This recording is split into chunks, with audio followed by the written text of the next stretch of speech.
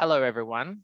We begin this meeting by acknowledging the traditional custodians of the land on which we meet today and pay our respects to their elders, past, present, and emerging. A very happy International Women's Day from all of us at Funlab. My name is Saj, and today I get to speak to some of Funlab's leaders who have been instrumental to the success of our awesome company. Let's meet them all. Over to you, Emily. Would you like to introduce yourself? Hi everyone, my name is Emily Whitehead. I am the proud venue manager of Cavill in Surfers Paradise, so we're striking holy moly, and I have been with Funlab for almost 8 years. It'll be 8 years in June. Okay, next person. That would be me. Hi, I'm Lana Humble. I am currently the general manager of our games brands. And I have been in Funlab for also about 8 years in June as well. I started at the same time as Emily did. Hi, I'm Lauren. I'm one of the operations managers looking after WA and South Australia. I've been with Funlab for almost 9 years. I'll be 9 years in November. Hey, I'm Leslie. I'm the precinct manager for Fremantle, and I've been with Funlab for 1 year and 2 days. Hey everyone, my name's Patrice. I'm the GM of operations and I'm based in Melbourne. I've been with Funlab for almost 15 years, since 2007. Hi, I'm Tash. I am one of the venue manager gurus in Melbourne here, and I have been with Funlab for almost 6 years at the end of this month. Welcome, everyone. So today we'd like to talk through some of the challenges that women face in the workplace and also ask you what your stories are. So my first question is to you, Lauren. So the 2022 International Women's Day slogan is #BreakTheBias. So with the Break the Bias hashtag, it's all about living in a world free of bias, stereotypes, and discrimination, and a world that is diverse, equitable, and inclusive. To you, what does Break the Bias mean for your work life? I actually love the slogan Break the Bias. I think it's so important in recognizing that bias still exists in businesses, whether intentional or not. For me, in terms of how that impacts my work life, I think a lot of it is around being prepared to call out bias and stereotyping when you see it taking place in the workspace. I think you need to be able to challenge bias.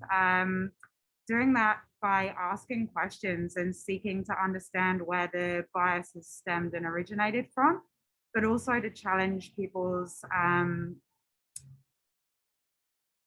understanding of their own biases.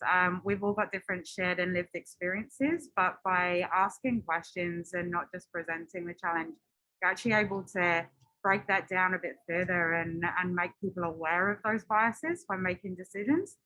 I think where we see the most biases as women in the industry is when it comes to recruitment, opportunities, development, and investment.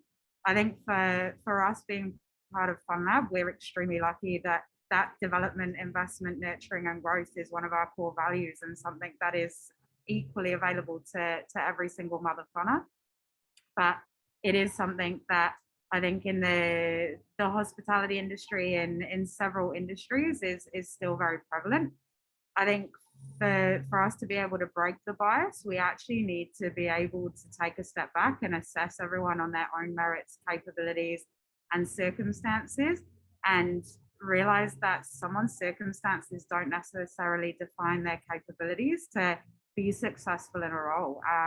There's so many strong, powerful women who double role as really successful mothers and caregivers, and they're also able to really successfully execute the roles in the spaces that they're in their industries. So for me to break the bias, we actually have to challenge people's biases where those biases originate from. Fantastic. So for those of you watching that may not have known what a motherfunner is, how would you describe what a motherfunner is? A Motherfunner is every single person that works for Funlab. It's someone who comes to work, lives and breathes what we do, lives by our mission statement of creating wow spaces where the world can experience fun at the next level, but someone who really rings true to our core values, being aligned with encouraging our uniqueness, being aligned with recognizing and rewarding even the smallest of steps that people make in their career journeys. And I think, yeah, being a motherfunner is something to be really proud of. I think to sum it up, you have to come and meet us. Totally agree. Well, thanks for that, Lauren. Well, my next question is for you, Leslie. So how do you believe individual actions, conversations, behaviors, and even mindsets have an impact in our larger society today? I think it has a huge impact. Like individual discussions, action, behaviors can like affect and influence other behaviors, opinions, and understandings. Creates discussion, which is a pivotal point for any like type of change or movement. And I honestly believe that movement must start within society as a whole. Everyone needs to see someone who's following, but it's not the primary follower of the movement. It's the followers who follow other followers. So as a bigger picture type thing. And I believe that's where momentum starts. So as an individual, discuss, as Lauren said, challenge, and bring these discussions up where sometimes they may be difficult, but other times it opens the pathway to, understanding opinions and other individuals' behaviours. Fantastic. So a question for all of you, how challenging do you think it is to bring up these conversations that are needed today? I think it can be challenging. I think some individuals worry about reactions and whatnot. And I think it's a big part of, having the confidence to feel comfortable, to have that discussion, and that, yes, there may be a difference of opinion, but it doesn't define the character as a whole. I still think it's really important that discussions are had on a wider level as well. And when you say a wider level, you're just saying not just managing up, but also on a level that could be considered to be people reporting to you and so on and so forth. Yeah, I think it's really important that everyone, Yep. Feels that they should be able to have these discussions irrespective of who they're having it with. But I think it's really important that everyone should have discussions about how they feel and voice their opinions in like a way that can affect change and movement. I think if I might jump in there as well, I think also letting other people know that you're having those discussions and those conversations really encourages more of that, right? So shouting about that and sharing the reactions you get as well. And if I can just jump in as well, I think also supporting those conversations. We're very lucky to be in positions of confidence within our business, but there's so many emerging leaders that don't necessarily have that confidence at this point in time. And I think it's so important for us to be a support network to those emerging leaders and to facilitate the safe spaces for those conversations to take place.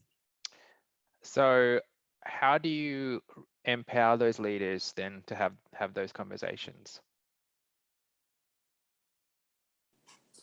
I think a good one is always I think a good one is always, I'll go. I think a good one is always kind of sharing your experience, and telling other people how you started that conversation and how you navigated it. I think that hopefully breaks down the hurdles and other people see that you hopefully had really constructive conversations and they feel confident to step into that space as well. Over to you, Leslie.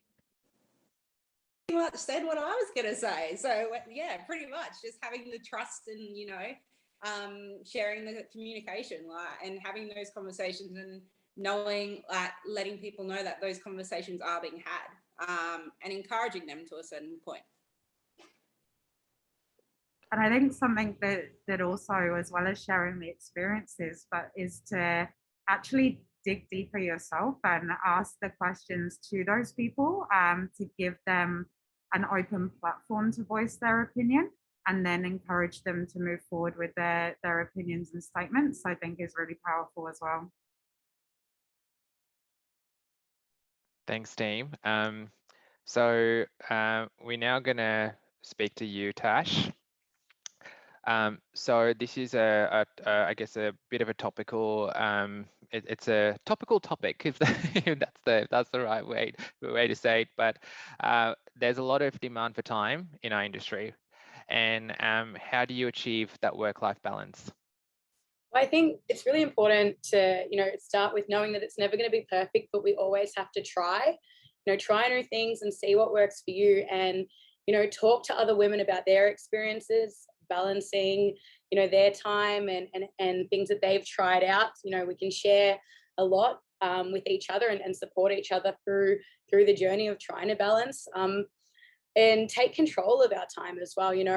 We need to realize that to be able to give 100%, it starts by focusing on us and then spreading it out to the community that we support, and not being afraid to say no. We hold that power, and as women, we are often powerful beyond measure, and it does start with us.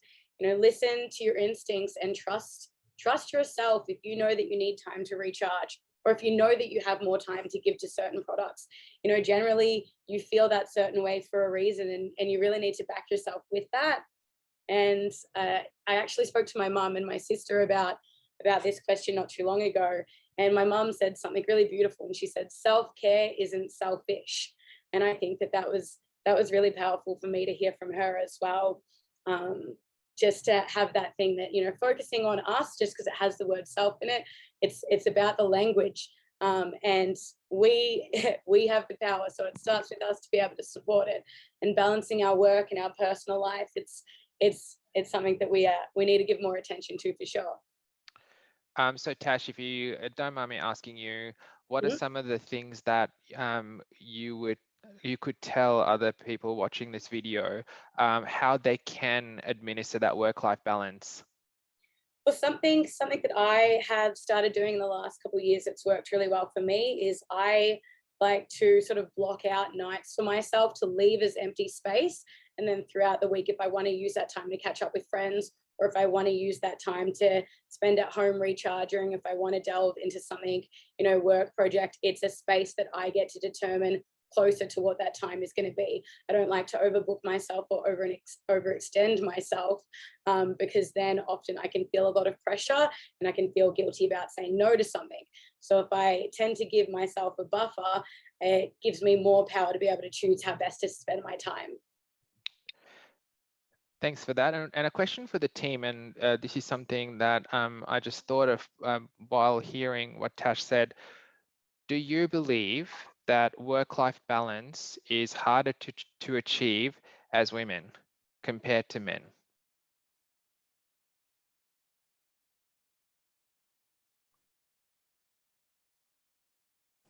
I guess it depends on each individual's circumstances, to be honest. Like, some of us may have children, like some of us may not have children, some of us may have other, like, sporting commitments or study commitments and all that. So I don't want to say like yes or no. I think it really depends on each individual's circumstances, because, that really guides us on how much time we can give to certain projects or certain activities and whatnot. So I think it's on like a individual's situation. I think it also goes back, Leslie, to that, the bias that we may have ourselves. And I think a lot of women potentially take on a bit more of an emotional burden at home and take on the responsibility, depending on, again, to Leslie's point, depending on your environment, take on the responsibility of cooking and cleaning and that kind of stuff, and naturally step into that space without taking the opportunity to step back and have a conversation with their partner or whoever that might be about a shared workload that exists in the home and outside of what we do for work. I think there's a lot of the time women just naturally assume that space before reassessing and sharing it more evenly around anyone else who may be within their house. I think something Tash mentioned is actually so powerful, and it was around feeling guilty for saying no. I think it's so important for everybody to understand that saying no is okay. In so many different circumstances and situations, you are absolutely within your right to say no and protect yourself. I think that's huge, and that naturally is something that I think a lot of emerging leaders feel is the need to please and be a yes person, but you can't always be that person. You burn yourself out. It's you know, the ability to say no is a really powerful tool as a leader, and to prioritize what's important and where the biggest impacts are for you both professionally and personally at that time in your life, because it won't always be that the professional growth is the focal point. It may be that it's your social well-being that's the focal point at that point in time. And I think it's understanding that those change. It's not a one size fits all for everyone. Yeah, and to add on what Lauren just said, like, it's not only just okay to say no, I think it empowers the people around us when we say no. It gives other people the opportunity to step up and to fill that space, because a lot of the times we sit and we almost wait for that opportunity. So I think sometimes not only is it just beneficial for us as individuals, but it gives those around us that opportunity that they are really driving for and striving for, whether it's in the workplace or, like we said, whether it's in that social environment. Sometimes that friend needs that the kick up to go, actually, I need to be that one that is assertive and that organizes that brunch date or whatever it is. So I think sometimes saying no is just as powerful for the people around us as it is for ourselves. Awesome. Thanks, everyone. We now go to Lana. My question to you, Lana. So a lot of the time during International Women's Day, there's a lot of noise around, oh, well, what about the men? So let's focus on the men for a second here. So give me 3 actions, and I'm just, it doesn't need to be 3, but I just thought maybe 3 actions that you believe men can do to show their support in our quest for gender equality. Yeah, I think it doesn't need to be huge, over the top kind of gestures. I think there's small things that men can do in their interactions with women or with anyone, I guess, in whether it's in the workplace or outside the workplace. It can be simple as actively listening to a female perspective on a particular topic, or a project that you might be working on at work, and being quiet to let that person speak is, definitely something that I've learned in my time, is that, everyone has a seat at the table and you want to be heard. And I think there can be, a bit more proactive behavior from everyone, and not just directed at men, but by being quiet and making sure that people have the time to speak and to be listened to, and really considering it from a different perspective, I think can make a big difference to, whether it is your home life or your work life and whatever relationship you may have. I think especially in the workplace, crediting females, your female co-workers' ideas fairly when it is, and we've all heard the stories of someone says something once and it's not heard the first time, and then someone else repeats it louder and they get the credit for it. I'm sure we've all had different examples of where we felt like we've been in that space, but I think just giving credit where credit's due, and if someone's put in the hard yards or come up with a brilliant idea, or they're the ones who kind of delivered on a project or a deadline or whatever that might be, calling that out and celebrating that win as much as you would a male co-worker can make a big difference. I think the biggest one that is becoming more and more prevalent in society, and especially in the workplace, is really just speaking up and calling out sexist behaviors or unfairness, and not sitting by and sometimes just sitting by and saying nothing can it's just as bad as actively participating in that action. And if you're in a most recent example is, if you're in a conversation, you've heard someone else say something that may not be reflective very well on the female gender or anyone, and just not calling it out and letting it slide by. I think that can, it's almost like you're being okay with it, I guess, and instead of calling out and saying, hey, that's actually not you know, holding up a bit of a mirror to that person's actions or their comments, I think can make a big difference and make people, going back to making people question their own bias as well as other people's, and bringing more attention to what is and isn't acceptable and setting those boundaries. And I think it's something that men can definitely do more proactively, but everyone should be looking out for everyone all the time and not accepting those kind of behaviors in whatever situation they're in. That was 3, right? I think it was, and I think it was interesting that you mentioned calling out. How challenging do you feel, and I'm putting this out to the group, calling out behavior that you don't think is appropriate? How challenging do you reckon that is? Look, it's certainly something that has put me in uncomfortable situations before, but I've always felt better for doing it afterwards. And I think, to go back to the point that we were making much earlier on, is opening up a conversation around the biases and people's preconceived notions or whatever, and creating a safe space where you can have those conversations, and you know, especially in a workplace, right, where there's, in our workplace in particular, there's all different ages and you know, all these different people that make up our workplace. I think it's kind of creating a safe space where it's okay to call out those behaviors is really important, so that people aren't intimidated by it and you know, not worried about a backlash, because it's, you know, it's not how we behave and it's not how we do things. It definitely can be challenging, but I also know that it can be really rewarding, and once you've kind of called it out and said something about it, you feel like you've done something good for yourself and everyone else around you.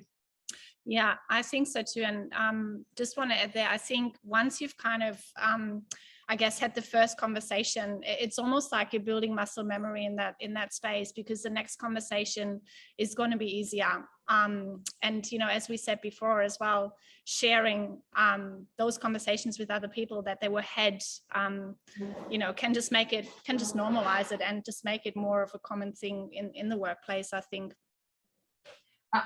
Just to add on to that as well, PB, is that when you call it out, you'd be surprised how many other people are on the same page.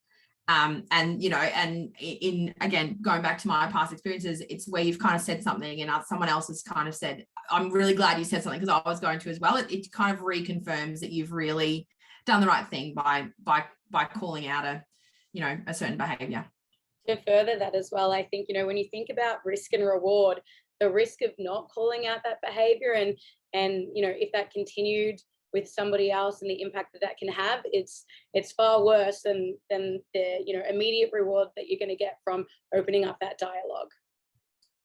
Yeah, the old saying of the standard you walk by is the standard you accept, you know, and you've kind of got to highlight it as you go. You put that really well, Lana. I was actually, just quickly to say, actually thinking of the quote from one of my favorite films, which is Mean Girls, and it's one of the characters telling the other character, there's 2 types of evil people. There's people that do evil things, and there are people that see evil things being done and don't do anything about it. All right, so my next question is to you, Patrice, or PB as we know her. So we're not going to talk about role models, and are there any people or women or anyone you'd like to mention as people you look up to as role models? So who are they and why? Yeah, I think it's such a tough question that you can approach from so many angles, right? I think the first thing I have to say, probably every single person on the screen, yeah, I think we've got a great group of women that we work with, and you know, I just look up to women in the workplace that kind of push out of their boundaries, have those uncomfortable conversations, and you know, try and create change in that space. And I think every single person on the screen has done that. And also just working on their own development and, you know, taking on things that, yeah, just kind of push them out of their comfort zone. I think that's great. And I think that's really inspiring to me, but also everyone else around them who sees them do that. I think then there's a lot of people in my personal life, obviously. Sounds like a bit of a cliche, but my mom's certainly one of them, my close female friends, you know, just being very caring women that, sort of are very passionate about what they do, and again, kind of happy to step out of their comfort space to create change and start conversations. I think when it comes to, you know, I guess celebrities or people that are well known,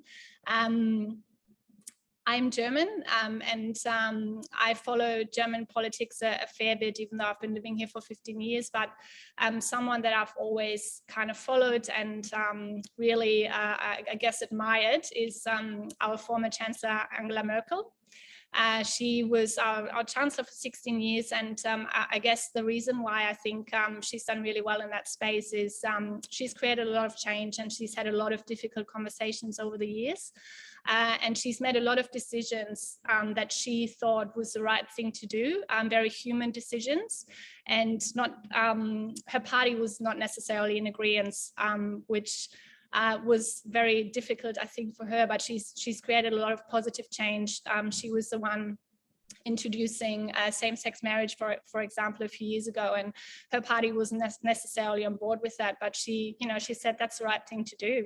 This is where we need to change. We need to move forward. So I guess, yeah, just looking up to women like that who can, you know, step up and be those drivers of change, really. Fantastic. So what about the rest of the team? Are there certain qualities that you look for in these role models that you look up to? I think I really appreciate consistency. And I think another thing is when people can be humble. I think it's absolutely necessary to speak about your achievements and, you know, involve people in driving change. But I think, and this goes literally for every single person on this screen, I think we've got a lot of strong women on this screen who've all done so well in their roles, and they keep progressing, and they, you know, have been drivers of change in our business and surely in their personal lives as well. But they're also very, very humble people, and I really appreciate that. Does anyone else like to add to their role models, who they look up to?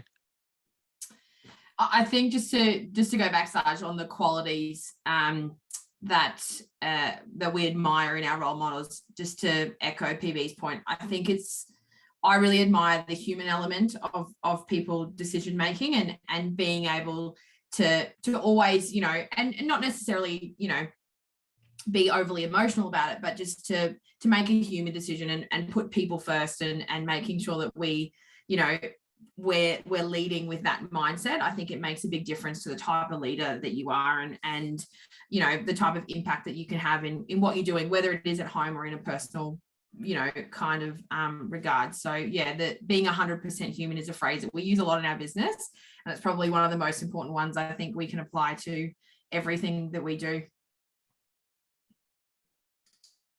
Awesome, thank you. And our final question is over to you, Em.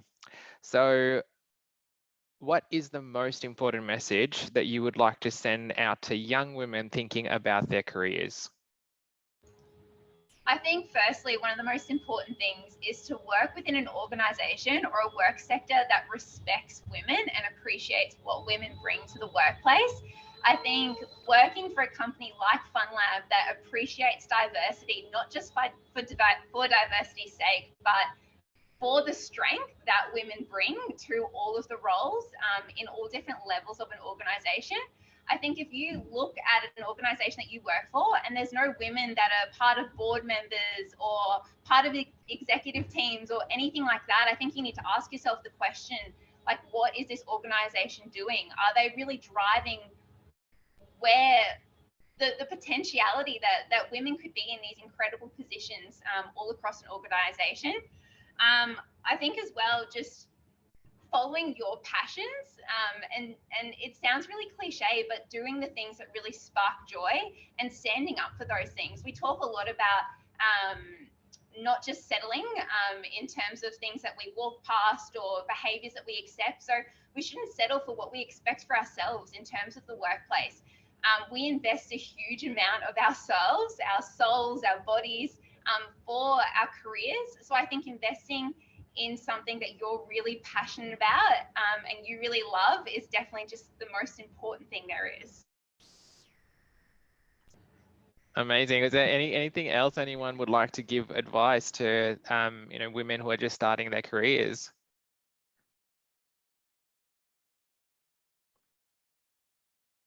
I think you absolutely hit the nail on the head with that one, hey?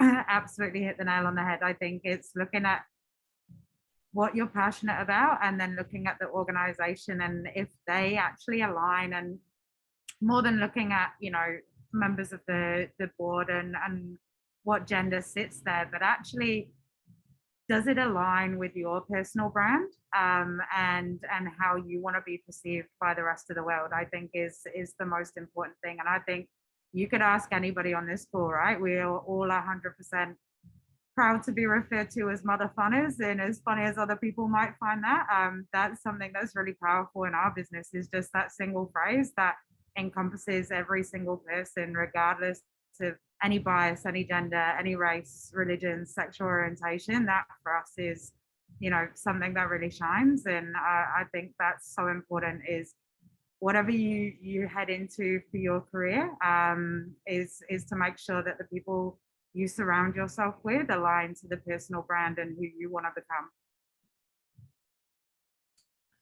I think the other thing I would add to that as well is, don't be afraid to change your career at some point if it no longer suits you or your purpose and what you're doing. So I think, everyone's in a different position in at different points in their life, and they'll have a career that'll suit them for that amount of time. And then you may move to a different country, or you may want to educate yourself further, or whatever that might be. You may choose to have children or whatever. Don't be scared of change either. You kind of need to embrace it. And to go back to what Lauren and Em said, it's aligning, finding the right business with the right people in it that you can align, yourself to them, but also they align to what your core values might be, for example. But don't be scared of a career change at some point. Just because you've done something for a long time doesn't mean you need to continue doing it. And in the same way for those really young people starting out and leaving school, and I know there's a ton of, it's been a while for me, but there's a ton of pressure as a 17-year-old or 18-year-old to make a decision on what you're going to do for the rest of your life. I guarantee by the time you hit 25, you will feel totally different about that. So don't be scared to change and call it out and do something different and mix it up and continue to grow and improve in that space as well. There's so many transferable skills across different industries. It's unbelievable. And I think one thing that we actually do really well at Funlab is giving people a chance for that sea change and going, from retail to hospitality can seem like a big leap, but there's enough things in common that we've found that we can, provide the training and support for people to try something they've never done before. I would encourage people to do that when they need to as well. And I think to add to that, I think even making sure there's a conversation around that in your organization, giving people the opportunity to try something new if they, feel like they've hit a ceiling in their role or in the area that they're working in, and encouraging, I guess, people trying new things and developing into different areas. Awesome. Well, those are all the questions that I had prepared. Really appreciate all of you for taking the time from your busy schedules to come and have a chat on International Women's Day. From all of us here at Funlab, a very happy International Women's Day. Thanks everyone for watching.